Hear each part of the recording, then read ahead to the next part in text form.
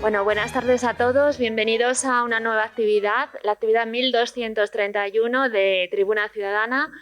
Hoy continuamos con el ciclo de El Arco Luso Cantábrico, Caminos Culturales y Sendas Socioeconómicas, y tenemos una conferencia de carácter literario.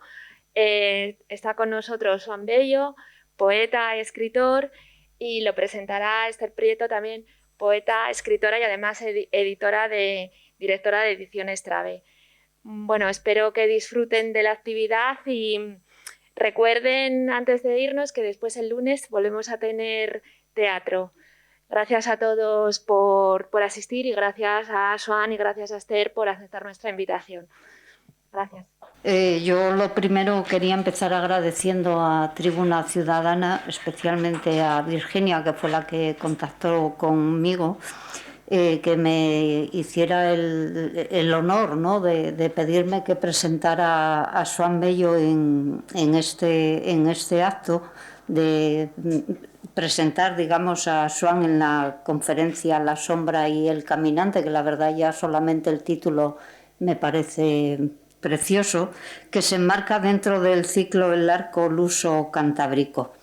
He de felicitar a los organizadores de este ciclo por escoger la figura de Joan Bello para participar en un ciclo dedicado al Arco Luso Cantábrico, ya que es Joan una persona iberista confesa y lusista hasta la cañamina. Y digo lusista no en el sentido de la persona que estudia la lengua y la cultura portuguesa, que sí que lo fai, sino que ama, digamos, la cultura y la lengua portuguesa.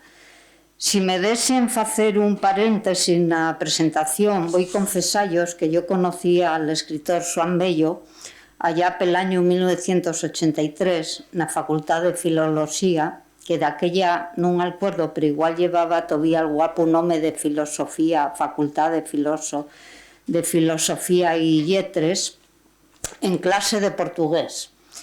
Y era una clase muy pequeñina, de muy pocos alumnos, tampoco éramos, que igual éramos 4 o 5, y na que echábamos los días, yo por lo menos no acuerdo otra cosa, escuchando Grándola Vila Morena una y otra vez, con la pasión que dicen nada más dan los 20 años, pero que pienso yo que en este caso no son arrobanos ni los 50 y muchos, ni tan siquiera los 60. Joan Bello, Paniceiros, 1965, y es la voz más universal de las lletres asturianes. La más universal, la más personal y la que más trescala y conoce el alma humana. Como narrador, pero también como poeta, y un contador artero, un fabulador para el que la ambición literaria y retratar la vida, como foi o como soñó que foi, da igual. Ya lo dixo na súa obra máis famosa, Historia Universal de Paniceiros, 2002. Vi morrer un mundo y quiero dar noticia d'él. ¿Qué os importa a ustedes si la casa tenía las paredes en calaes o de piedra vivo? Si en aquella yomba había un carballo o un depósito de agua. Primer Premio Nacional de Literatura 2017 y poeta, narrador y traductor. Entama a publicar muy mozo, con 16 años. En el 1982 el poemario Nel cuarto Mariello, al que sigue Libro de les cenices, 1987, Los nombres de la tierra, 1991. Neste poemario aparece el poema Paniceiros, que yo creo que es el que da sentido, yo creo, a toda la poesía posterior de la literatura asturiana. El libro viejo, 1994, Los caminos secretos, 1997, El libro nuevo, 2017, y Les isles inciertas, 2019. Como narrador publica en el 2000 La bola infinita, anticipo un asturiano de lo que después fue en castellán el ya citado Historia Universal de Paniceiros, que da proyección nacional e internacional. En el 2003 aparece también en castellán Los cuarteles de la memoria, Quien entamara como poeta fondo y anovador, pegollo fundamental de la nomada segunda generación del surdimiento, va a convertirse en el narrador de más sonadía dentro y fuera de Asturias, logrando el reconocimiento de público y crítica con la prosa particular y miscelánea. Foi ofriéndonos la obra a poco y a poco, al empar que iba traduciéndose a otras lingües. Al Dios del lugar, 2007. La nieve y otros complementos circunstanciales, 2007 también. La confesión general, 2008.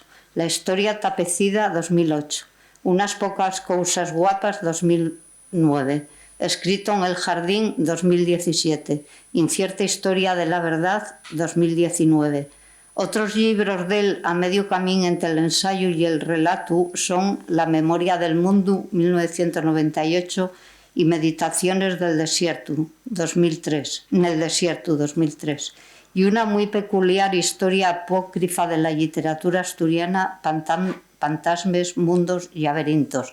Queden otras obras como, por ejemplo, una antología bilingüe de la poesía Ambos Mundos. Foi cofundador de revistas literarias de gran importancia como Adrei, Cimbru, colaborador también en revistas y periódicos. Ganó varios premios como el Gómez de la Serna, el Juan María Cebal, el Teodoro Cuesta, dos veces por lo menos. Muchas gracias y que disfruten de la palabra polisémica y evocadora de uno de los mejores escritores de la literatura española actual. Juan Bello. Decía Jorge de Sena, enviar ahí a Eugenio de Andrade, enviar ahí pidiera ahí el favor de que ella escribiera una nota para un libro de él, una nota esta que se pone en les solapes o la contraportada del libro, pues que falar un poco y tal, no sé qué, Eugenio de Andrade, que es una persona pues muy sensata y tal, escribió pues una nota pues pequeña y tal, y a vuelta de correo, Jorge de Sena decía, y adjetivo un poco, porque parecía que aquello era un poco soso, y es todo lo contrario. Yo creo que tendría que pedir a Esther que quitara adjetivos porque, son inmerecidos, pero vienen de la amistad y bien que lo aprecio, ¿no? Muchas gracias a todos ustedes por estar aquí en estos tiempos tan extraños, tan raros. Muchas gracias a Tribuna Ciudadana por la nueva invitación y esta acogida que me fan. Parece, un honor y un orgullo para mí estar aquí y realmente muchas gracias también a Virginia por este encargo, ¿no? Este encargo sobre el viaje en unos tiempos tan raros, ¿no? Cuando llevamos ya para 2 años que no nos movemos casi del salón de la nuestra casa y realmente esas rutas que nos lleven de aquí a Portugal, de Portugal a otros lados del mundo, estuve pensando en ello y creo que son importantes y que nos tienen, en este momento danos que pensar, o sea, precisamente por la su ausencia. Quizá esteamos ya nun momento en el que vuelvamos a viaxar, pero dame la impresión de que nunca vamos a volver a viaxar de la mesma manera. Que hai unha época, un fin de época, que él llegó y que estamos traspasando un cambio de paradigma. Estamos viviendo un cambio de paradigma. Lo que sí os puedo decir é que el viaxe foi e onde sucede el arte. Muchas veces el poema sucede en tanto y cuanto ese ser que viaja encuentra de algo que lle distinto, que consigue mirar la vida con atención y con extrañamiento. Quiero decir, por primera vez ve la eterna novedad del mundo. No sucede en todos los viajes, no nos sucede siempre, pero a todos nos tiene sucedido de cuando. Eso parece muchas veces a la emoción del poema. Y mucha de la poesía, sobre todo en el siglo XX, escríbese en viaje. Son como pequeñas anotaciones, acotaciones de sitios, de lugares. Esther Prieto, por ejemplo, tiene recuerdo ahora, un gran poema que se titula Alcudi. Alcudi, que Alcudia, la villa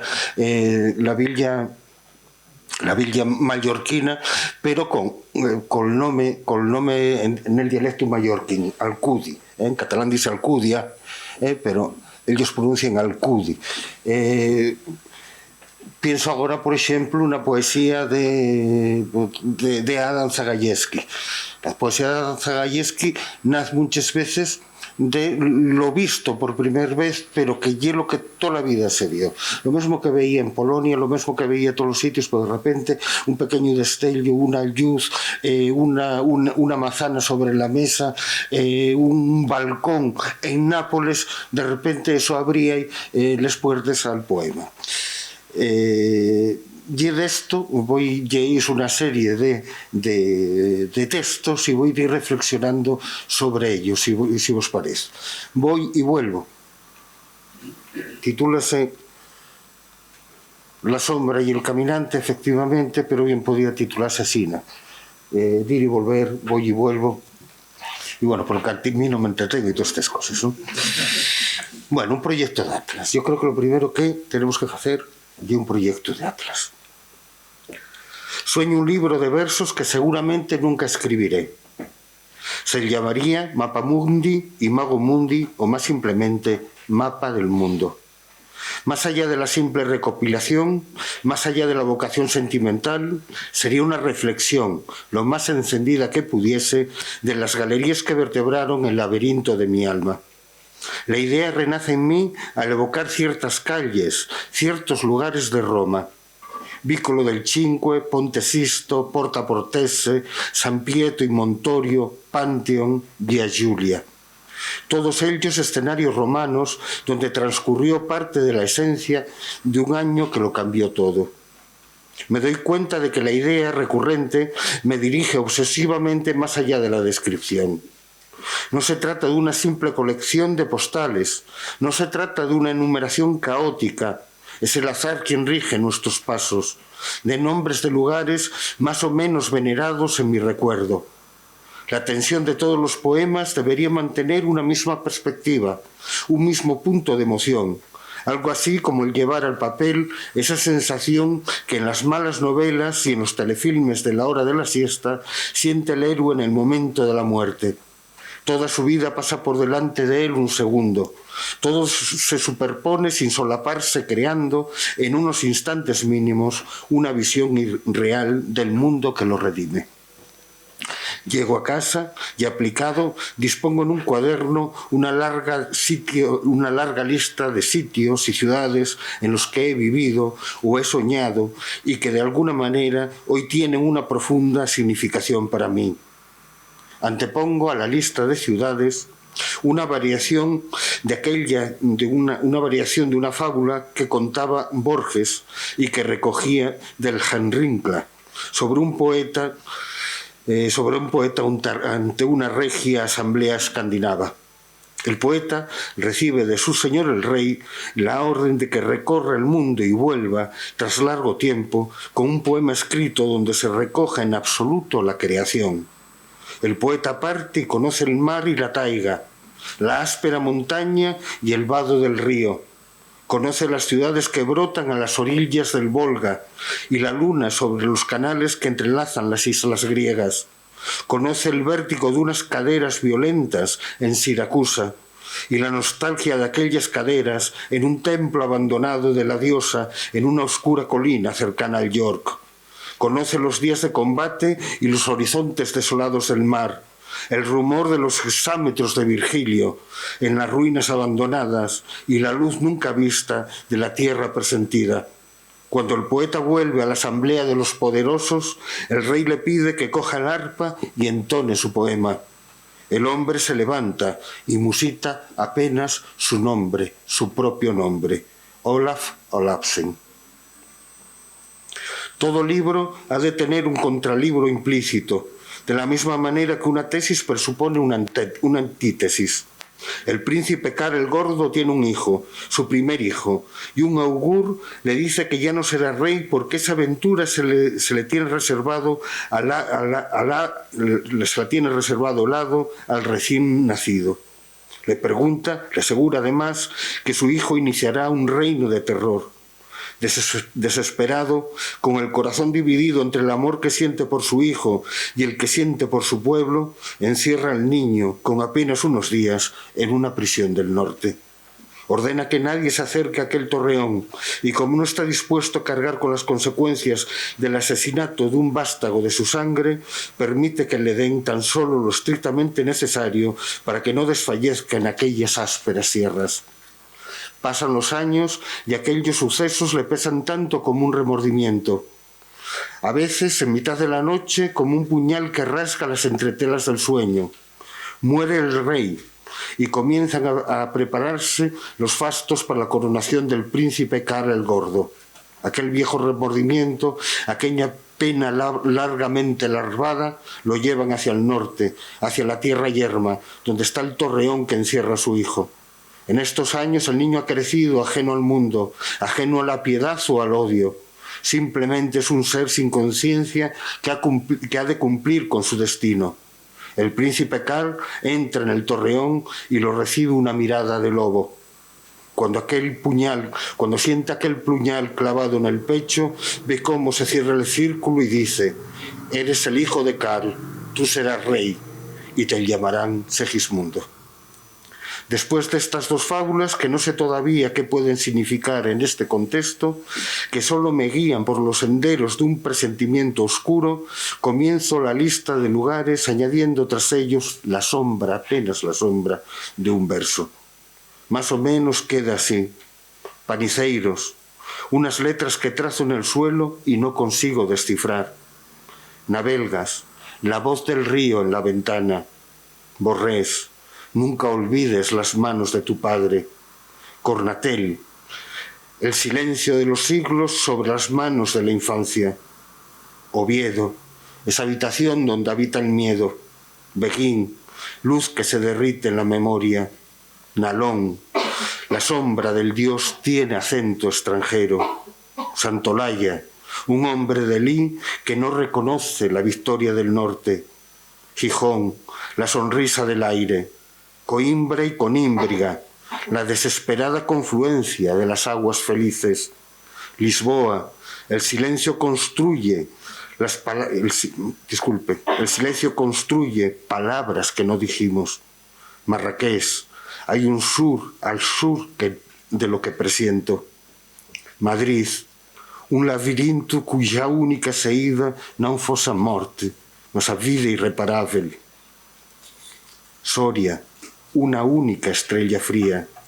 Mallorca, las dunas, el silencio, las doradas pepitas de sol sobre la piel encendida. Caño, el río del tiempo que no remansa. Londres, tumbas que guardan el secreto del invierno, jardines de estatuas ciegas y hostiles. Los Ángeles, esa deshilachada orilla del universo. Nueva York, mordía el verano el labio del mar. Roma, aguda espina dorada. Buenos Aires, yo ya estaba aquí ya estaba aquello que desconocía. Faltan otros lugares, sobre todo el último. Falta, como en las dos fábulas, la última frase que resuma el mundo. No seré yo quien la escriba. Claro.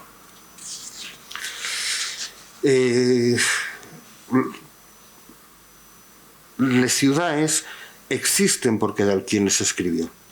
Quiero decir, estoy firmemente convencido que París non existiría sin que Verlaine hubiera escrito La ciudad de París. Verlaine, Baudelaire, Proust, Zola, Balzac.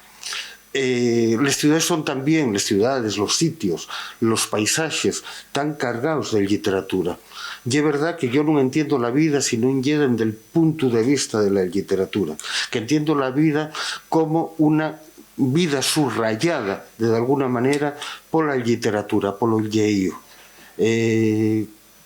Por esa razón, entre otras cosas, nos puximos en el su momento con esa creencia infantil que si la patria está en peligro, pues abonda con escribir 4 o 5 libros bien escritos para salvar a la patria, pues un poco que con esa creencia infantil nos puximos en el su momento a escribir nas palabras vielles de en casa cosas que nunca se escribieran nesas palabras viejas, non?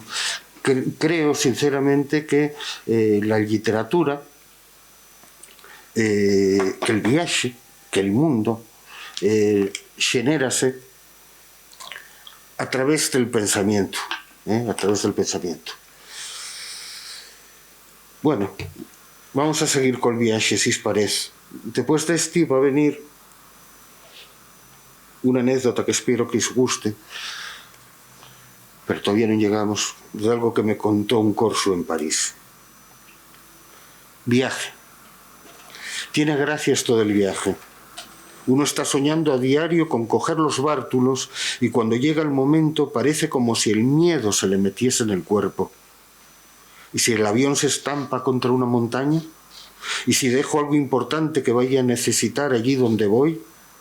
Y si me atracan y me dan una buena en la cabeza y me quedo amnésico y ya no sé quién soy en un sitio donde tampoco nadie me conoce.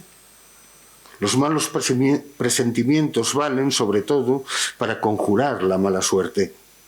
Uno piensa en desastres considerables.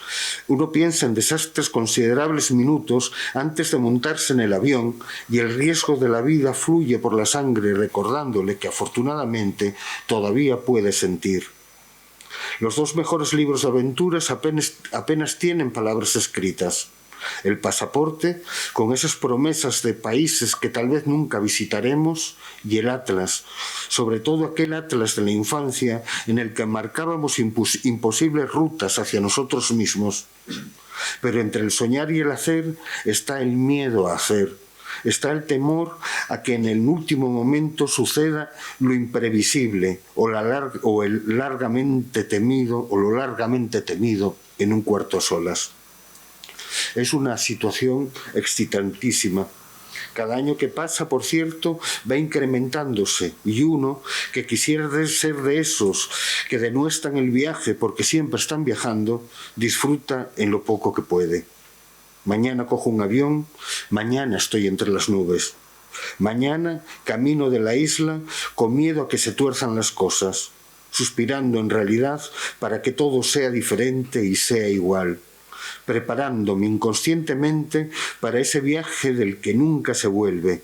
Y como dijo el otro, ni falta que hace. Bien, hay un tópico que dice que, bueno, que ya el mundo ya es demasiado igual, ¿no? Que todas las ciudades son iguales.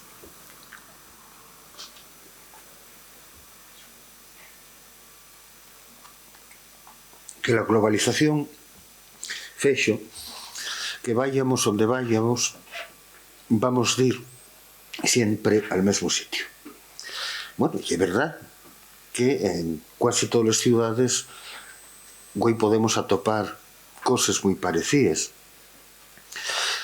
pero la nuestra perspectiva non puede ser la de aquellos caballeros, fundamentalmente caballeros ricos de principios del siglo XX o últimos del siglo XIX, que viven de París a Estambul, de Estambul a Londres, de Londres a Roma, y decían que el mundo ya era exactamente igual en un sitio y en otro porque no salían del Ritz.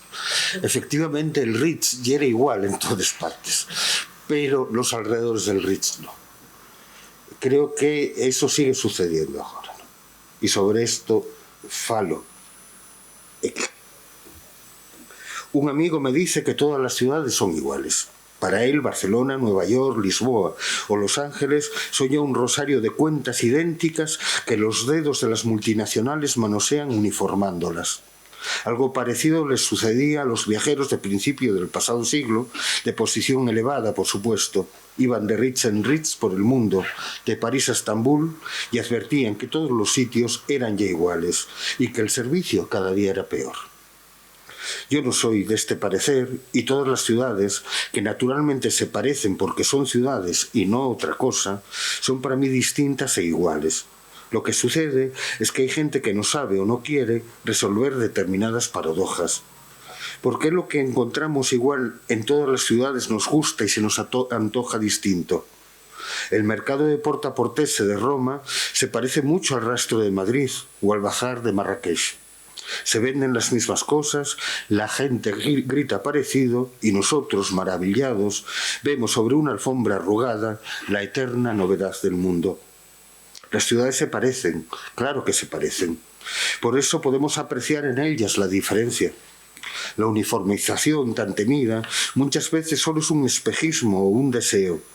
Por mucho que haya rascacielos en Shanghái, los chinos no son como los de Chicago, ni siquiera como los chinos de Chicago. Dos tendencias complementarias anidan en el corazón de las sociedades: alejarse y acercarse. Siempre fue así y siempre va a ser así. El progreso tecnológico, la esperanza de un progreso social dependen de ellos. La elección, en este sentido, no es una opción.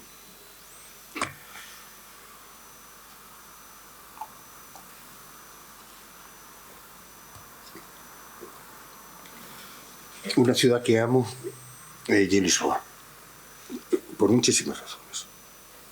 Porque la frecuentamos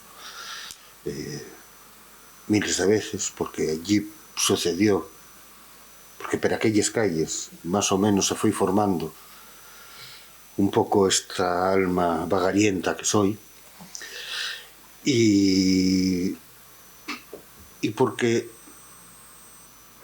atopé nella, nesta ciudad del sur. Nápoles está más o menos en el mesmo paralelo que Nápoles, tiene un clima moi agradable, ya neste momento tienen que estar disfrutando dunha primavera espléndida e maravillosa.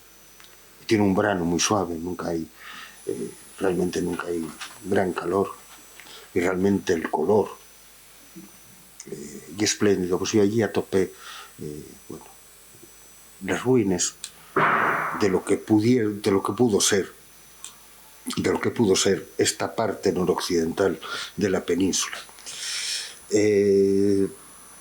Falo de barrios, falo de lugares, pero fundamentalmente falo de libros cuando falo de los lugares.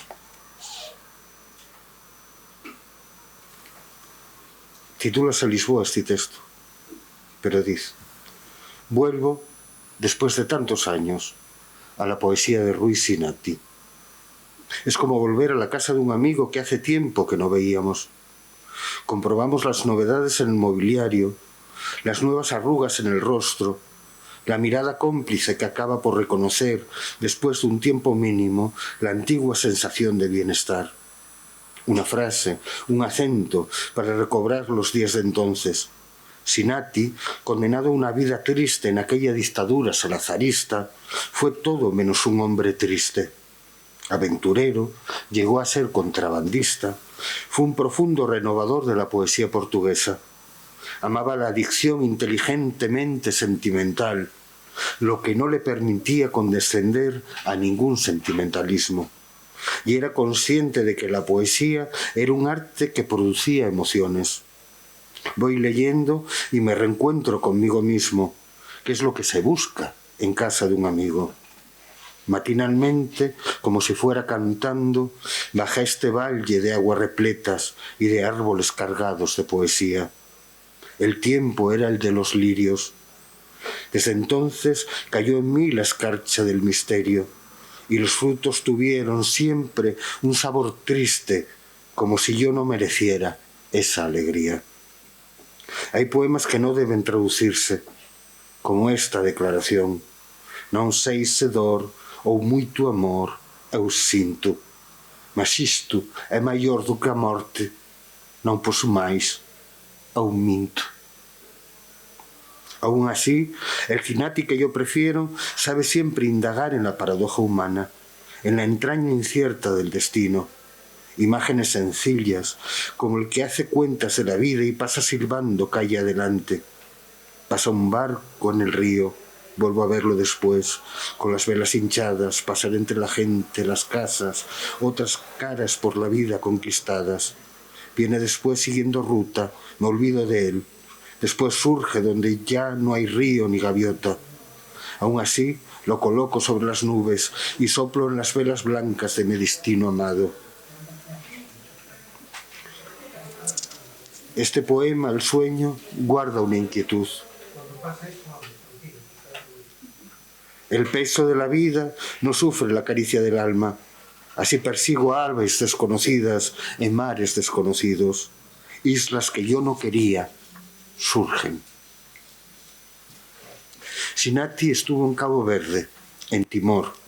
Pretendió un Portugal más grande, menos de rodillas ante la diosa mediocridad.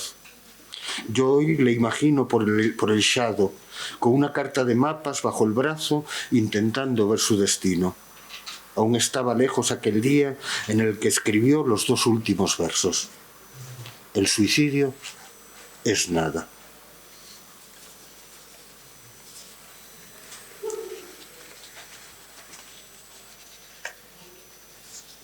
Estamos del viaje querido, del viaje que queremos, pero muchas veces olvidámonos que todos somos descendientes de aquellos pastores que arrearon hay 4.000 o 5.000 años detrás de unos rebaños de ovellas y de vacas. Que somos esos, todos fíos de esos, de un poco más de 200 familias que nómades se fueron dirigiendo pasín a paso hasta este Finisterre, detrás del Canao y detrás de las cosas. Quieren viajes forzados. Y hay muchos viajes que se hicieron forzadamente. Nos cuando falamos del viaje, pues imaginamos que vamos a ir. Pueden invitarlos a entrar, igual. No hay manera de centrarse en el texto. ¿Estás leyendo toda la carta? Hagamos la puerta de nuestro poder, ¿no? Esas son las puertas. Abrirlas y cerrarlas.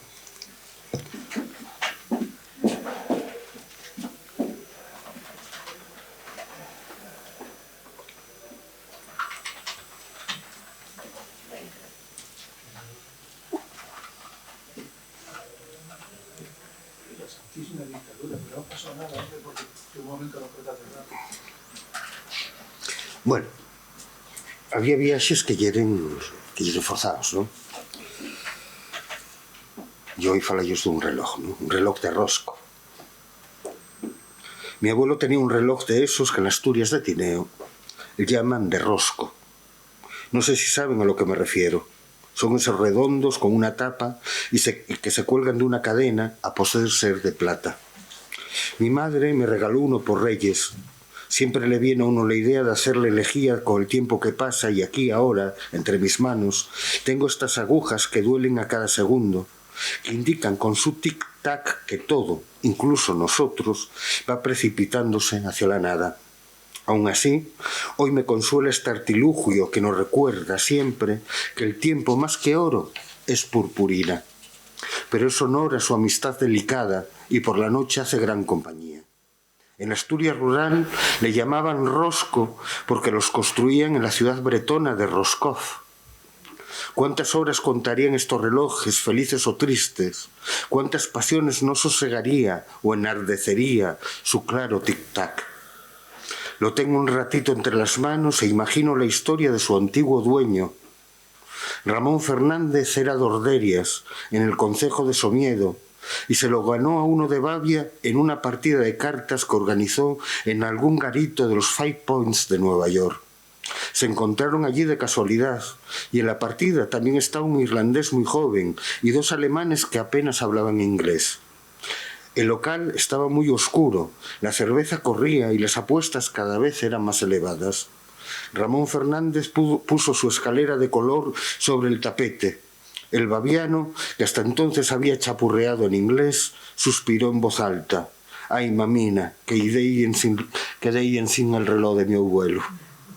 Y Ramón, ya hablando en asturiano, preguntó «Pero bueno, ¿y tú de dónde sos?» Salieron muy amigos del garito y aquella noche, asomados al puente de Brooklyn, la luna le puso al río una estela que él llevaba muy lejos, muy adentro. Hacía horas que no dejaría de marcar un reloj que hoy tengo entre las manos y que me promete dar solo las de la felicidad.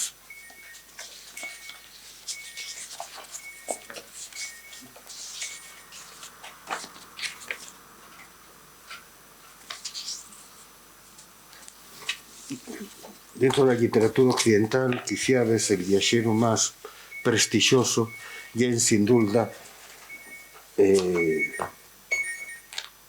Odiseo, Ulises.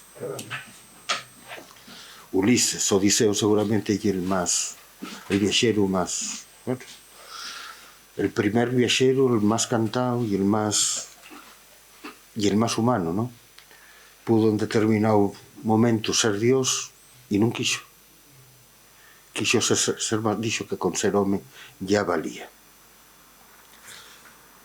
Islas a la vuelta de la esquina. Hay islas por todas partes y es hermoso pronunciar sus nombres mientras la tarde pasa y proyectamos sobre el vacío de la vida una vida nueva. Ulises debió de verlo así.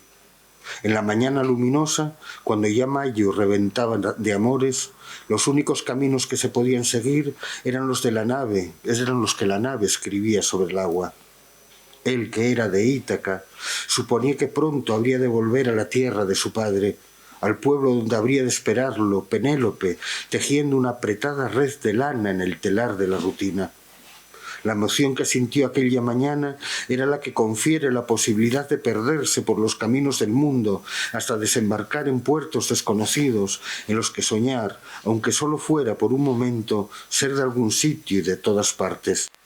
Sin lengua familiar, sin memoria, sin pasado ni futuro, con barba de muchos días, escrutar la distancia en la proa de los vientos y dejar que el instante se convierta en la caracola donde resuena el mar de los descubrimientos. Después de mucho tiempo de navegación, un tiempo que no se mide en días ni en años, sino en profundas catástrofes interiores y espirituales, la lección de Homero es que Ulises cae de bruces en la nostalgia. Lo imagino ahora, anacrónico y triste, silbando un fado de Amalia por cualquier puerto, recordando las calles de Ítaca, el rostro de Penélope, el sabor espeso del vino de las viñas de su padre. Mire donde mire, solo ve una única ruta vedada, esa que lleva a los días pasados. Siglos después, Cavafis argumentaría en un bellísimo poema lo que significan las Ítacas. Fueron la oportunidad del primer paso, y sin ellas el viaje sería imposible. Todo lo que en el camino encontramos no iba a ser posible sin el lugar en el que un día, mayo reventaba de amores, dejamos para descubrir el mundo. Confieso que los últimos episodios de la Odisea siempre me decepcionaron y que nunca los encontré del todo verosímiles. Después de Circe y de Náusica, después del mar color de vino y de la luna sangrienta, ¿cómo volver a la mustia provincia de la costumbre? Islas que descubrir, pensaría Ulises, las hay mientras vida se tenga. Y si las fuerzas flaquean y no se ve otra posibilidad que la de volver viejo y cansado al pueblo, ¿no sería mejor fin quedarse de mendigo sin que nadie, ni siquiera Argos el perro, te reconociera? Bueno, el perro quizás sí, que viniera de vez en cuando a lamerte los dedos del alma. Usted le pasaría la mano por el lomo, le daría una palmada cariñosa y en un acento aprendido muy lejos empezaría a contarle la maravilla del mundo. Bueno, voy saltando de un sitio a otro, si ustedes me lo permiten. ¿Se me oye bien? ¿Está siendo entretenido? ¿Eh?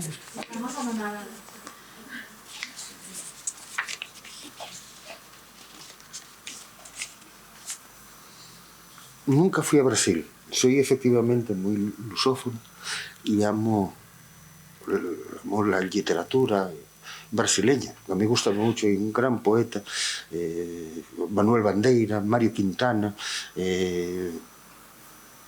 Ledo Ifo, Carlos Drummond de Andrade.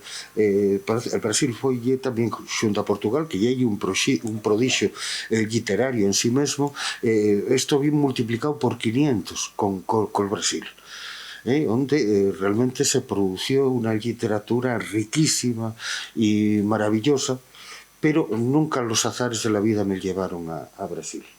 E máis, non conozo a xente, parte de los libros que tengo, nada más el fío de Ledo Ivo, Gonzalo Ifo, y el único brasileño que conozco.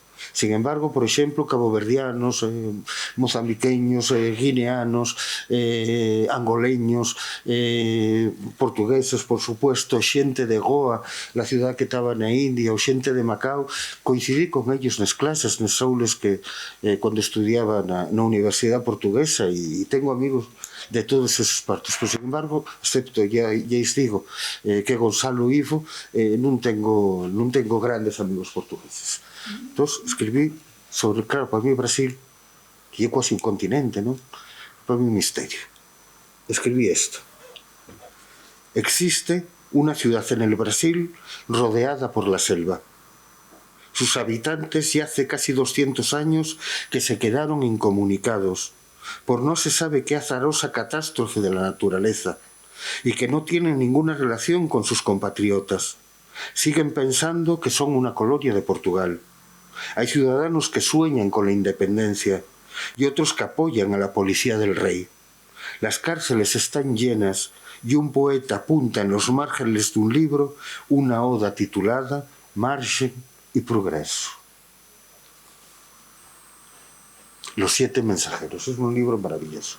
El libro de Dino Buzzati. Dino Buzzati es un gran novelista italiano. Bueno, de una estirpe kafkiana, pero autor de unas fábulas memorables, increíbles. Los hay que son viajeros sentimentales. Confieso que yo soy uno de esos. Sufrir es malo, aseguraba San Agustín, pero es bueno haber sufrido. Esto puede trasladarse a otros ámbitos de la experiencia. A mí, más que la perspectiva del viajar futuro, siempre sujeta a temores de diversa consistencia, lo que me atrae es la memoria de lo que viví mundo adelante, más allá de mi costumbre. Sentarme en el café, frente a los amigos de siempre, y dedicarme a esa tarea tan edificante, reconstruir con materiales inaprensibles paisajes y sensaciones que un día fueron nuestros días. Son las cosas que tiene la vida. Al final, más que vivirla, parece que lo que se necesita es ponerle coto, circundarla con un aura de melancolía. Por eso ahora, más que viajar, lo que propongo es el viaje reflejo, la única manera de ir de verdad al lugar que queremos. Hoy Dino Buzzati ya no está de moda. Lo estuvo hace años, cuando aún interesaban las parábolas kafkianas. Y ahora casi nadie se acuerda de aquel escritor que supo exponer en sus libros como nadie metáforas de las consecuencias de esa maquinaria imparable que llamamos azar. Hay una novela suya, I 7 Messaggeri, que resume muy bien esta perplejidad que digo del viaje. Este es el punto de partida de la novela, según mis recuerdos. Un rey muy joven, recién coronado, decide enviar a 7 mensajeros, cada uno en una dirección diferente, para conocer los límites exactos de su reino. Los mensajeros cabalgan días, meses y años. Las noticias que van llegando al palacio cada vez son más espaciadas, hablan siempre de nuevas maravillas. Páramos inmensos, ríos caudalosos, arroyos finos como las venas de un gorrión, picos tan altos que nadie soñó alcanzar la cima. Pasan años y años y el rey, ya viejo, descubre algo que lo desasosiega profundamente. Su reino no tiene límites y esa enormidad lo sobrepasa, le descubre el tamaño de su soledad.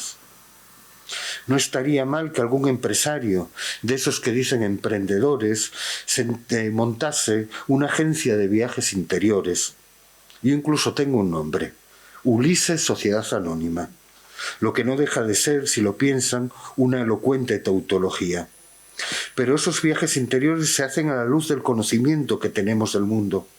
Un verso bien dicho, una canción que escuchamos mientras paseamos por nuestra ciudad, el rostro de quien amamos, puede ser una puerta abierta a nuestra conciencia. Al fin, romeros de nosotros mismos, una puerta abierta a nuestra conciencia.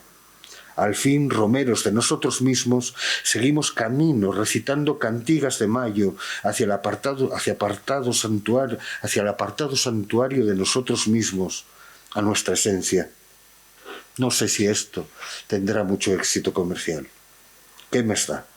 Yo me quedo esta noche con ustedes releyendo a Buzzati, tan pasado de moda, y me dejo llevar hacia un lugar donde seguro que me encuentro a gusto. Partito a esplorare il regno de mio padre, di giorno in giorno vado allontandomi dalla città e le notizie che mi giungono si fanno sempre più rare. Ho cominciato il viaggio poco che trentenne, i più 8 anni sono passati. Qué bien suena el italiano, ¿verdad? Volvemos a Porto. Volvemos a Porto. Lo que iba a precisar un poco de agua.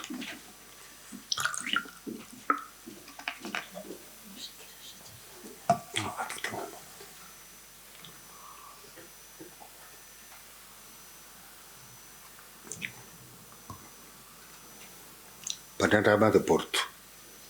Hay ciudades que uno asocia con el sol, otras que uno dibuja en la memoria con los perfiles borrosos de la neblina. Yo no puedo pensar en Roma, Lisboa, Barcelona o Buenos Aires sin pensar inmediatamente en una terraza soleada, el vermut en la mano y esa postura en el cuerpo levemente inclinada sobre la delectación que se gasta en estos casos. Hay otras como Porto o París que siempre imagino metidas en agua. Allí, donde mejor se encuentra uno, es al resguardo de un café, pasando páginas de un libro nuevo y bebiendo a sorbos el café negro de la memoria. Una amiga acaba de venir de Porto y me enseña unas cuantas fotografías que hizo.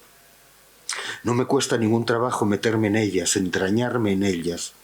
¿Cuántas veces anduve yo por esas calles, extraño, al que nadie conocía, subiendo de la Ribeira hasta Clérigos, con la única sensación en el alma de tener por fin tiempo para tomar decisiones que un minuto después había de replantear? Oporto, para mí, nació en el invierno de 1992, y a lo mejor por esa razón siempre imagino la ciudad metida en agua, con una neblina adjetival que descubre su verdadera belleza, la belleza sustantiva del lugar. Oporto es una ciudad misteriosa, uno de los extremos de la Europa atlántica.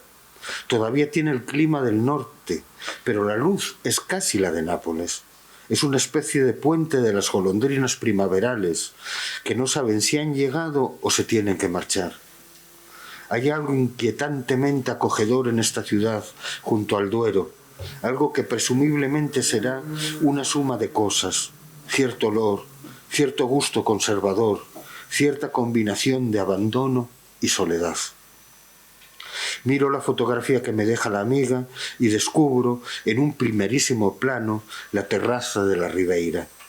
Detrás de esos toldos habrá de estar todavía ese adefesio de la fuente, con unas palomas de hierro pegadas a modo de decoración, donde las palomas reales se posaban indiferentes. Habrá de estar un poco escondida la terracita del bar Barcelos, y dentro del bar Nuno Preto, un bracarense que yo imaginé en Familia de Esteves, el personaje de la tabaquería de Fernando Pessoa. Si uno va por los soportales, camino del puente de Eiffel, lo primero que va a encontrar es una taberna, a Figlia da Mãe Preta, que es donde comienza la novela romántica de Emilio Rodríguez Cueto. Yo fui muchas veces a ella a comer choco, una especie de pulpo de pedrero duro como una piedra, pero muy agradable de combinar con vino maduro.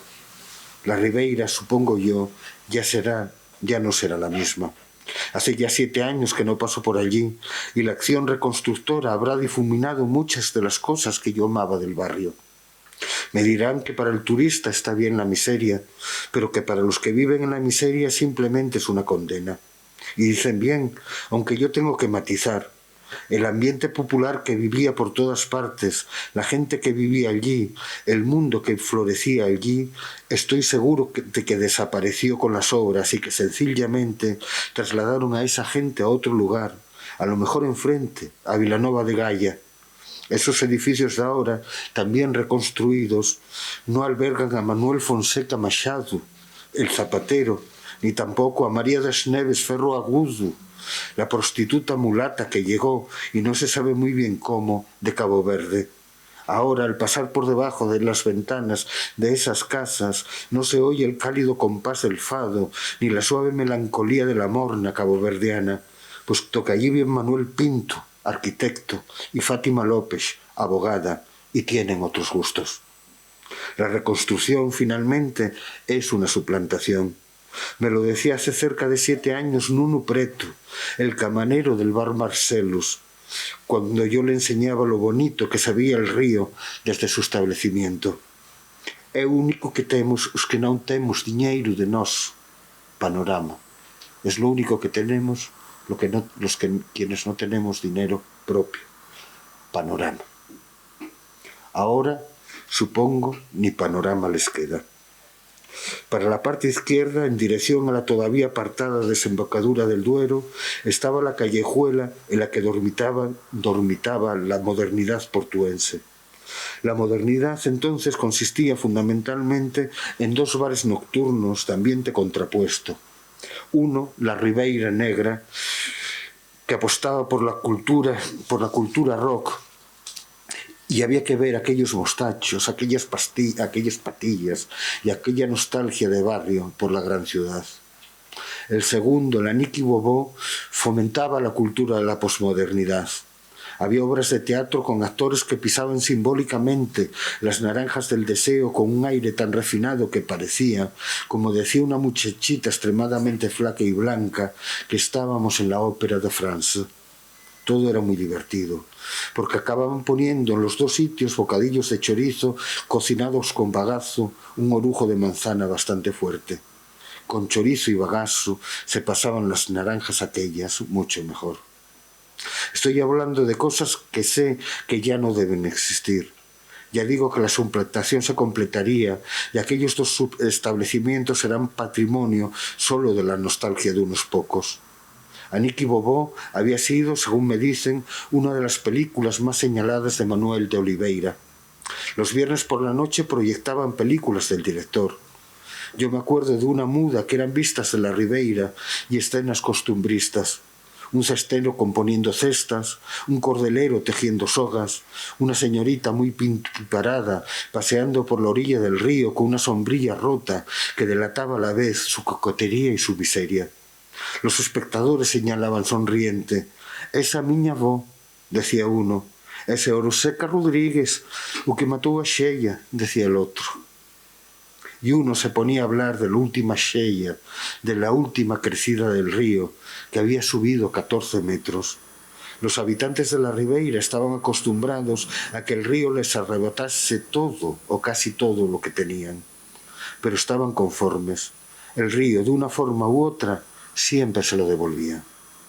Mucho me gustaría dar ahora un paseo por la Ribeira. Tengo estas fotos, estas pruebas materiales de que el milagro un día existió. Imagino que estará la tarde metida en agua y los goterones caerán sobre el río haciendo los círculos concéntricos del recuerdo. Caen unas gotas de agua y poco a poco van agrandándose hasta que desaparece la imagen entresoñada. Pasearía por allí buscando los locales de la memoria, cobijando a nadie donde un día yo me había sentado a lo mejor a componer unos versos. Mucho me gustaría, la verdad, aunque el licor que bebería en el bar Barcelo sería irremediablemente licor de ayer. Preguntaría por Nuno Preto y me contarían cualquier cosa, que se había casado y que se había mudado a Viana do Castelo, que se había metido funcionario y seguía teniendo la misma pasión por el Benfica. Y yo sonreiría, alegrándome por las noticias del viejo amigo y siguiendo una nostalgia ajena. Nuno funcionario, si lo que quería él era meterse contrabandista. Después, ya se sabe, la cuesta empinada hacia Cléridos está llena de pausas. En una librería anticuaria que hay allí escondida, sé que puedo encontrar cualquier cosa. Una primera de George de Sena, una antología de cuentos chinos o unos cuadernos con unos romances sefarditas. Con los papeles bajo el brazo, dispuestos para la lectura, dedicarme al oficio que resta, releer la vida buscando nuevas sorpresas. Bueno, Y si os parece, ya acabo aquí con un último texto. La boca del pez. Pero voy a beber un paparellín de agua.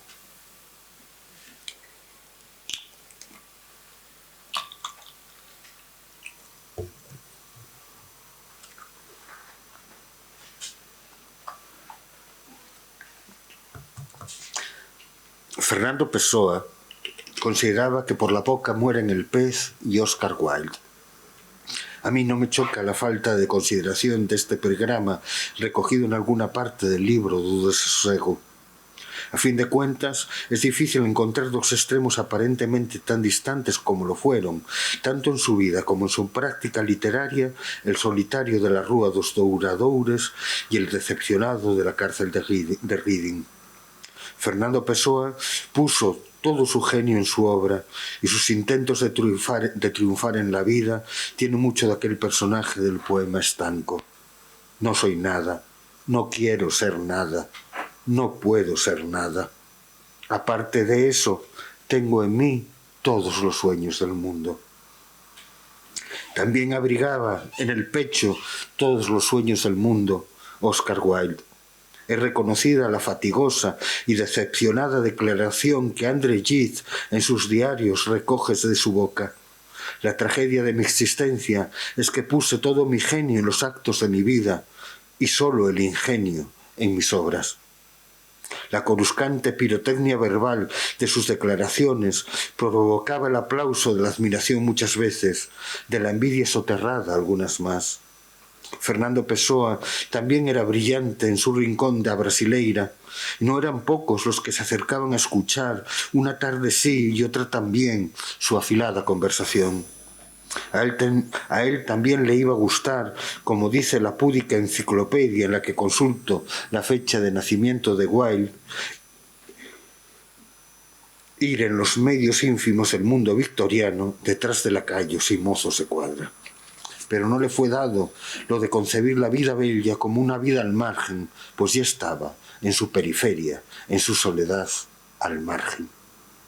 El conflicto entre vida y literatura es un conflicto falso. No estoy de acuerdo con aquella máxima de Solá que Wilde hacía suya en su desengaño. Nunca el genio es ingenioso, decía Solá. Habrá de todo como en botica, y a cada cual le toca lo que le toca. Llevar la vida de un Hemingway a la sombra del Kilimanjaro o la de un Jorge Luis Borges en su ciega biblioteca no produce ni mejores ni peores obras. Saber ver en esos escenarios y en esa peripecia vital la complejidad del mundo es ya otro asunto muy distinto. En sus últimas consecuencias, cualquier vida se iguala en un mismo fracaso, en una misma desolación. Intuyo que tanto Pessoa como Wilde les gustaría aquella cancioncilla de Pío Baroja, fechada en Hendaya en junio de 1940. Si tenía alguna suerte, la tiré por la ventana. Si tenía algún talento, se lo ha llevado la trampa. Supongo que hasta Solá, al final, se quitaría el sombrero ante algo tan bien dicho. Y es que por la boca, ya saben, muere el pez, Wilde, Pessoa y todo Quisque. También yo, ya ven, poniendo punto final a esta sombra y a este caminante. Muchísimas gracias.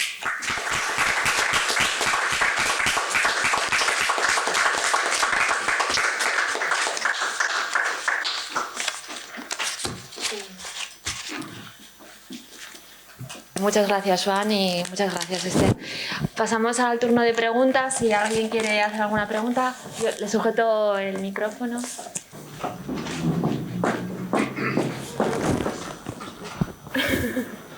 No se puede coger. Bueno, muchas gracias por esta extraordinaria charla tan llena de ideas, de mundos maravillosos y de lecturas, ¿no?, de la vida. Me parece fantástico. Quisiera saber si tienes proyectos novedosos, vinculados, por ejemplo, con Portugal, o si tienes esa posibilidad de conocer Brasil, que es ese continente tan impresionante que tú hablas, que es casi 500 veces Portugal, ¿no? Casi tan grande como Tineo. Eso es. Muy bien, sí. Y bueno, felicitarte por esta charla realmente asombrosa y tan bella. Pues muchísimas gracias. Bueno, proyectos uno siempre va teniendo, ¿no? Tengo varios libros en marcha, titulados Una casa en la lluvia, y que, bueno, publicarás, espero, a finales del próximo año. Y según, bueno, llega un momento en que yo era un autor que publicaba 2 o 3 libros al año. Llega un momento en que conviene remansar, más que nada porque la necesidad ya es distinta. La necesidad de escribir un libro viene a ser ya distinta a lo que uno buscaba. Entonces, si el objetivo ya es distinto y la necesidad ya es distinta, pues cambian los tiempos. Lo que sí espero es que no cambie la intensidad, ¿no? Que no cambie la intensidad. Y realmente soy un autor de un único libro, un proyecto literario que yo tengo mantenido desde hay tiempo, y siempre estoy escribiendo. Un autor señaló sobre mi obra y que, bueno, que de alguna manera siempre estaba escribiendo el mismo libro. Sí, y es verdad, siempre estoy escribiendo el mismo libro, pero de una manera diferente. Pero de una manera diferente. Un poco la idea del paisaje, ¿no? Paisaje que se vea desde un palacio, por ejemplo, que tenga muchos balcones, pues el paisaje es el mismo desde todos los balcones, pero desde cada perspectiva hay un paisaje distinto, todos son distintos. Es decir, que la novedad en mí, por desgracia, y si non cambia el mundo, é volver una e outra vez a xurgar nas mesmas obsesiones nas que llevo xurgando dende aí 30 ou 40 años. Pero espero, de todas formas, que eso sea para el lector una novedad. Quiero decir, esa incapacidad mía para falar de outra cosa, espero contarlo de manera que el lector pues, lo vea de una manera nueva. Era puntualizar nada, que sí, se me da la impresión de que siempre estás con la idea esa de Arquímedes de darme un punto de apoyo y mover el mundo, ¿no? A través de tu pueblo de Tineo. Yo que te conozco desde que tú eras un niño o un joven, pues te he visto crecer en ese sentido y bueno, pues a mí me sugieres muchas cosas. Los viajes alrededor de una habitación de Xavier de Maistre. Una maravilla, una maravilla. Y esa maravilla. Y tú sigas esa senda. Y entonces, como no te saco un poco los proyectos más allá de esa idea generatriz de tu infancia y de tu paraíso nunca perdido, porque nos lo enseñas a cada poco, quisiera saber si en otras disciplinas, por ejemplo, no sé, en el teatro, en la dramaturgia, te sugiere posibilidades de... No, yo participé en un proyecto teatral cuando yo era pues, muy nuevo, un adolescente, tenía 16, 17, 18 años, participé en un proyecto teatral que ya era el Grupo Huestia, con Dolfo Camilo y con bueno, otros actores que recuerdo con muchísimo cariño, ¿no? Y bueno, de aquella sí, escribimos piezas teatrales, pequeños sketches, imitábamos pues las cosas aquellas de lo que nos llegaba de la vanguardia en los años 80, que era una ciudad donde había mucha actividad cultural, efectivamente, pero ya era muy difícil conseguir información. Los viajes eran muy difíciles, de ir a Londres a ver o a Milán a ver una obra de Dario Fo, simplemente era imposible. O sea, por lo menos para el nivel de renta que nos teníamos, no podíamos hacer eso. Entonces tenemos que estar buscando y tal, ¿no? Pero bueno, interesóme mucho el teatro. A mí el teatro interésame enormemente para leer, sobre todo cuando estoy cansado. O sea, cuando canso de lecturas más densas de una novela o de poesía que sea pues demasiado complicada y que yo necesite pues mucha atención y paso, bueno, pues de repente, bueno, para descansar, de la misma manera que Gauguin mirabas en un espejo negro de luz negra, donde no se reflejaba nada, yo sigo leyendo, pero yo entonces teatro.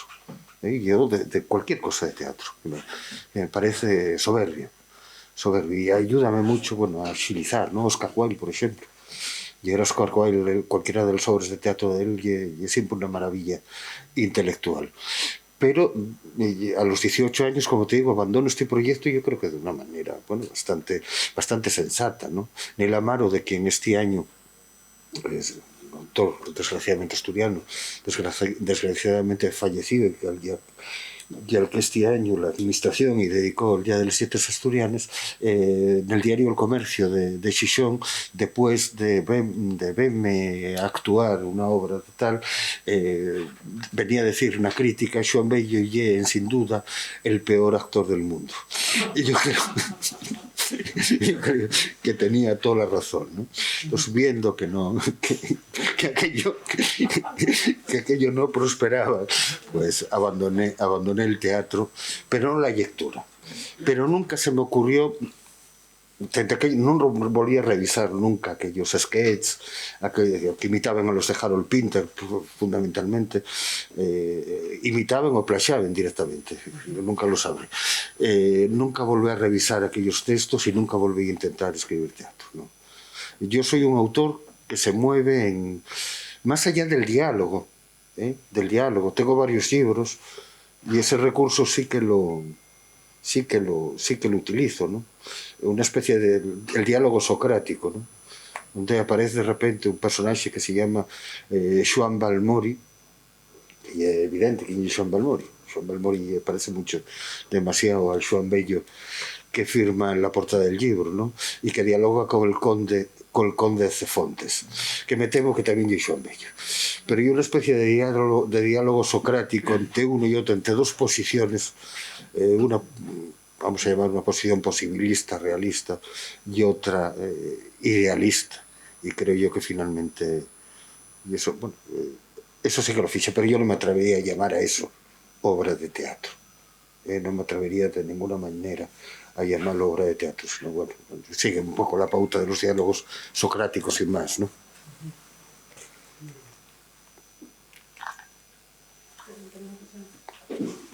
¿Y por qué crees que te interesa siempre Portugal?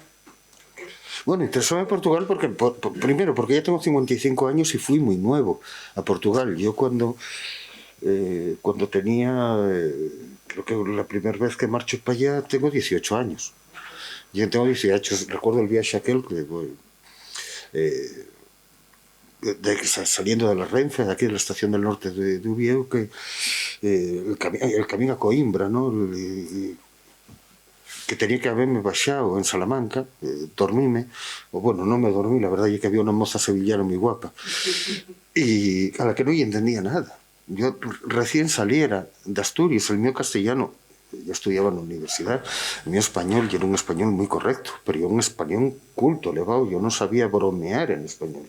Nunca falara con nadie, gastar una broma en español, falara más o menos sí, en el castellano que se podía falar en Asturias, pero muy mezclado todo ello con el asturiano y tal, y yo siempre que falaba en español, pues falaba en un español, pues de catedrático pedante de 18 años, con lo cual se dan ustedes cuenta que tuve muy poca fortuna con aquella moza sevillana, a la que por cierto no entendía nada, porque falaban un dialecto andaluz muy cerrado, y francamente yo no entendía, o sea, no entendía. Había otros intereses, quiero decir, yo hacía todo lo posible porque ella me entendiera y por entenderla a ella, pero vamos, digamos que consiguió que me despistaran en Salamanca, y la siguiente parada ya era en Cáceres. Y en Cáceres el siguiente tren que pasaba para el entroncamento, que era un sitio, un nexo de vías, como ¿cómo se llamaba aquello? Un nudo ferroviario, ¿no? Que había en el interior del país, donde los trenes tiraban bien para el sur, bien para el norte. Pues allí tenía que detenerme, pero no pasaba hasta el día siguiente, con lo cual que tuve que esperar un día. Tuve que esperar una noche entera, hospedéme en un hotel, allí cerca de Badajoz, que no era Cáceres, Badajoz, nun hotel de Badajoz, y claro, con la empanada de los 18 años, al día siguiente levantéme y vi que me quedaron menos de 10 minutos para llegar a la estación, con lo cual volví a perder el tren y pasé otro día y otra noche. Finalmente ya conseguí pañar aquel tren que me llegó al entroncamento y llegué a Coimbra. Y pasar algo que ya era fundamental en aquellas pérdidas para mí. O sea, yo tuviera el mío tiempo, realmente yo tenía una sensación de distancia tanto temporal como anímica, como también tenía una sensación de viaje subrayada, ¿no? No quiero decir que fuera el mío primer viaje, porque no fuera. Antes ya tuviera en París, ya tuviera en Bretaña, ya tuviera en otros sitios, pero aquel sí que ya era, bueno, un viaje de alguna manera iniciático, ¿no? Y claro, yo allí descubrí algo que foi la literatura portuguesa e que foi fundamental, que foi definitivo, que foi de repente na mostra, nel escaparate de la librería Almedina, estaba la obra de Miguel Torga, de Eugenio de Andrade, de Sofía de Meno Breinen Adresen, estaba la obra de Jorge de Sena, estaban todas as novelas desa de Queirós, de Julio Denis, de tantos otros, y encima vivía el propio Miguel Torga, ¿no? Tenía el despacho Miguel Torga, el gran poeta portugués, y a partir de ahí, quiero decir, fue ahí una relación grande, y bueno, lo que se frecuenta acaba amándose, ¿no? Supongo, claro, si las mis condiciones hubieran sido otras, yo ahora los poetas nuevos, asturianos, que me pregunten que deben facer, yo digo, vayas usted a Polonia, estudie polaco y revise la poesía polaca, porque yo sé que la poesía polaca es en este momento pues seguramente la mayor de toda Europa y la que podría traer algo de iluminación a esta parte de la tierra. No sé si me fairán caso de algún o tal, pero yo sé que si yo tuviera 18 años, el tren, en vez de ir hacia, y supiese esto que es ahora, pues diría hacia Polonia, ¿no? Portugal tiene algo que a un asturiano y conmueve, eso, la propia lengua, que está muy cerca de la nuestra, muy cerca. El gallego portugués y el astur-leonés son, no voy a decir que dos lenguas ximelgues, pero sí mellizes. No son exactamente iguales, pero parécense enormemente. Tuvieron una suerte histórica muy distinta, también es verdad, y por eso no se parecen tanto. Si hubieran tenido una suerte parecida, el parecido sería infinitamente mayor. Pero bueno, sí, Portugal foi para mí importante, anímicamente. Fundamentalmente, bueno, por cierta forma de estar también, ¿no? Por cierta forma de estar en el mundo, de cierta cortesía. A mí gusta la xente callao. Ellos suelen ser xente callao, ¿no? Me gusta la xente que da voces, ¿no? Esta cosa tan... Decimos hispánica, pero hispánica también recollería a los portugueses, ¿no? Que hispanos son. Pero esta cuestión tan española de falar tan alto, ser tan gesticulante y tal, bueno, y creo que allí tienen una moderación que también se nota en la forma de vida, ¿no? Y eso es algo que me presta enormemente. No sé si te contesté. Es decir, porque cada vez que falo de Portugal digo una cosa distinta, y es verdad, y todo son verdad. Joan, yo quería preguntarte también si, independientemente de la lengua, bueno, la lengua que nos une con Portugal. También hay algo en el carácter un poco de nostalgia, ¿no? Que yo creo que la nostalgia está también muy presente en toda tu literatura, ¿no? Y no sé, sobre todo ya no te hablo de, a lo mejor, de Lisboa, ¿no? Pero sí que te hablo de Oporto, de la zona norte de Portugal, ese carácter, esa señardad, esa saudade. ¿Tú piensas que hay similitud en los caracteres de los dos? Hombre, evidentemente Hidalgo, ¿no? Evidentemente Hidalgo. Hidalgo, la palabra asturiana señaldad viene del latín singularitate, singularitate, bueno, soledad. Saudade también un sinónimo de soledad, de solitaten. Llegase al portugués saudade, saudade. Todavía en asturiano también, en asturiano del Tineo, de echar a dar quien de menos, ay Dios, tenía unas soledades por él, bien de esa misma, tenía unas soledades por él, unos recuerdos, esa soledad y esa saudade, pues sí, exactamente lo mismo, tiene la misma raíz etimológica, viene del mismo latín, ¿no? Y yo lo que pienso es que hay una forma de ver, de mirar, que en determinado momento que yo relaciono fundamentalmente con orígenes administrativos remotos. Fíjate, lo que huelle la lengua portuguesa nace en la provincia de la Galicia romana. La Galicia, como saben ustedes, era la Galicia et Asturia. Estaba dividida en 3 conventos: el Conventum Asturum, el Conventum Bracarense y el Conventum Lucense. La lengua asturionesa nace en el convento asturicense y la galaico-portuguesa nace en el convento lucense y bracarense. Pero claro, durante muchísimo... Cuando el asturiano y el gallego portugués divergen, cuando piensan la gente que falen una lengua diferente, pues por lo que sabemos hasta muy tardísimo.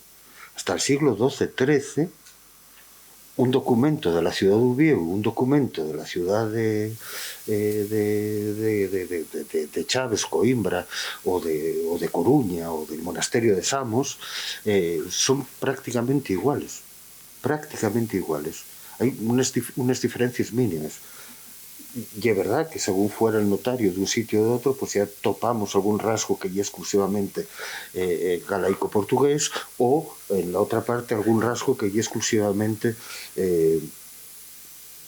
asturiones. ¿Pero qué quiere decir esto? Pues que durante mucho tiempo, esta parte de la península ibérica, esta región noroccidental, tuvo muy xunta y tuvieron unos centros de relación urbanos idénticos. Braga ya era una ciudad muy importante, pero también lo era muy importante Astorga, Astúrica Augusta. Y bueno, el inventor, quiero decir, ya dentro del periodo suevo, que también fue otra administración, antes del reino de Asturias y León, también tuvo el reino suevo. El reino suevo que llegaba hasta Grao, hasta la Cabruñana, el alto de la Cabruñana, donde está la Bordinga. Bordinga y un xermanismo, Bording, la Bordinga, el rincón, lo último. Pues eso generó pues una serie de hallazgos lingüísticos, culturales, sentimentales. Hubo una religiosidad que también es muy importante, una religiosidad propia en el noroccidente, con santos propios, San Rosendo, San Braulio, una serie de entender el catolicismo, y ya sin meterme en aquello que se llamó una herejía, que hoy sabemos que no era una herejía, los probes, ¿cómo se llamaban? Los priscilianistas, ¿no? Pero había una forma de entender el catolicismo distinta y peculiar, que en determinado momento, bueno, pues en el caso de Prisciliano revísase, pero hay otras partes de esa forma de entender el catolicismo, de entender la religión, que bueno, son pues, perfectamente asumibles por la Iglesia Católica y pasaron por normales, ¿no? Y por tal, pero hay... Y eso genera una propia sentimentalidad, ¿no? Una sentimentalidad distinta, una forma, sobre todo una forma de mirar. Una forma de mirar. A mí una cosa que me gustaría hacer de algún día era una exposición de pintores asturianos portugueses, gallegos y leoneses, ¿no? Creo que tienen, en algunos casos, una forma de mirar peculiar y distinta, diferente a todo el resto del mundo. Y lo que sí que es cierto, sin lugar a dudas, es que desde Valerio Osturicense, que escribió pues, aquellos textos sobre el inframundo, y que escribía muy serio, y eran comentarios bien al Apocalipsis, bien a cosas de esto, pero aparte del era Valerio Osturicense, y era San Valerio, o sea, y un de los padres de la Iglesia, ¿no? Pero él, aparte del valor teológico que puedan tener, tiene un valor literario de primer orden. Inventa nada menos que todo lo que lleva, bueno, la mitografía del terror, ¿no? Cómo era el infierno, cómo era una serie de cosas que nos acompañaron, ¿no? A lo largo del tiempo.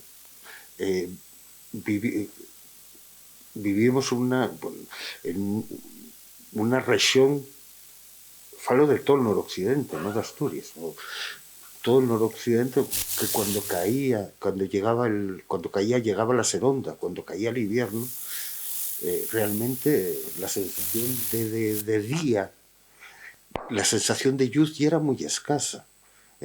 Cuando llegaba la primavera realmente el mundo renacía, entendíase de esa manera, y era muy fácil escuchar esa forma de imaginar la fantasía, que ya estaba en San Valerio, y que está presente en muchos autores portugueses, gallegos, asturianos y leoneses, pues yo creo que viene de esa confluencia que propició efectivamente pues el que estábamos juntos y que hubo determinadas administraciones después del Reino de Suevo, el Reino de Asturias y León, y después cómo se fue configurando el Estado, ¿no? Y el Reino de Castilla y todo eso, pues configuró una forma de ver el mundo que no nos distanció del todo con los portugueses, a nos.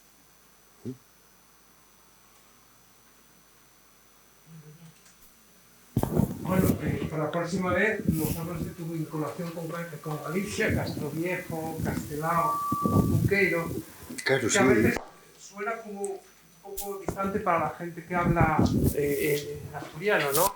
Como si esa vinculación hacia lo galaico pues, sea un poco peligrosa para la normalización también y todo No, pero digo, no, literariamente... Que no, yo creo que no.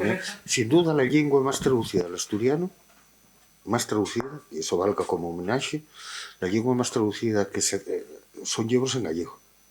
O sea, Cunqueiro está todo traducido, toda la obra de Cunqueiro está traducida al asturiano, de algunos de los volúmenes traducirlos yo, toda la obra de Ángel Fole está traducida al asturiano, quiero decir, hay una admiración por parte de los escritores asturianos hacia los escritores gallegos muy grande, muy grande, muy grande, muy grande.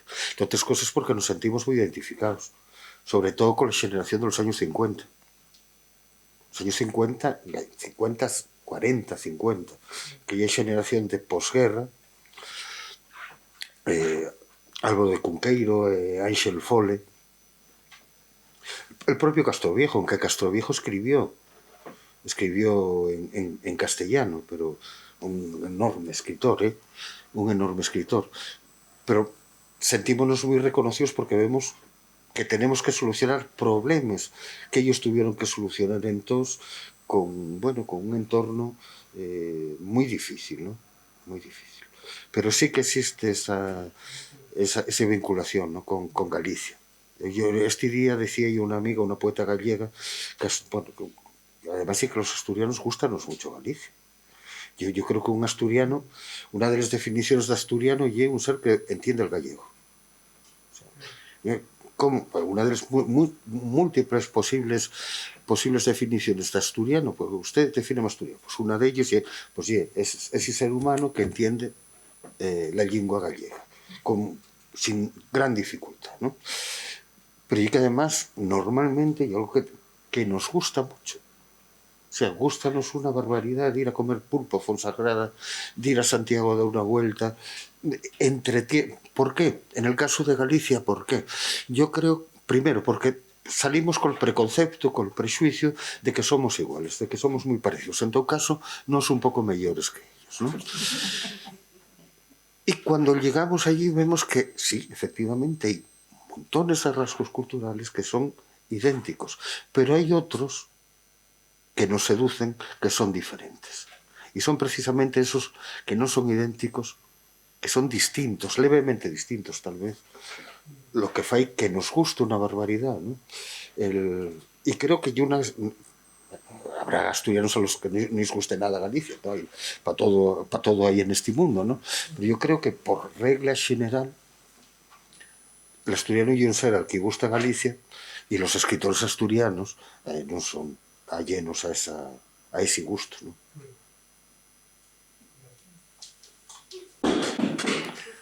Caído. Con esto despedimos el micrófono. Bueno, no funciona. Con esto despedimos el acto. Muchas gracias a ustedes por estar esta tarde con nosotros y muchas gracias a Joan Bello y a Esther Prieto. Gracias.